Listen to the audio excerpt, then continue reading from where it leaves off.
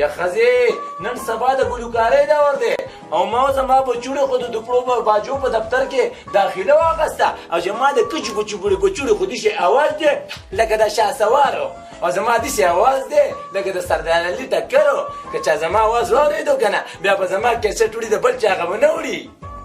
څه شی وګوره د دې زور ته وګورې وایي زه ټکر یم په خدای تعالی یقین وکړه که ټکر درنه خبر شو په دوپړو کې به یې بند کړی او کباب کچرې ته به یې غورځولی وګوره ورته د دې شکلونو ته وګوره دې ما له ګلوکاران جوړېږي او دې سپین ږیري ته وګوره یا ښځې ته ولې به دې سندرغاړو پورې خاندې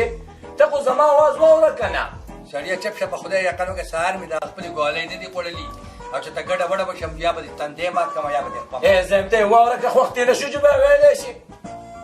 زه ته ووایم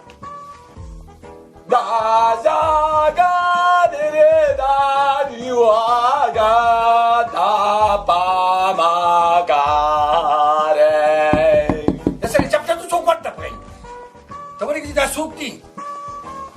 خدای تعالی یو دا وران وران اوازونه مې رات کا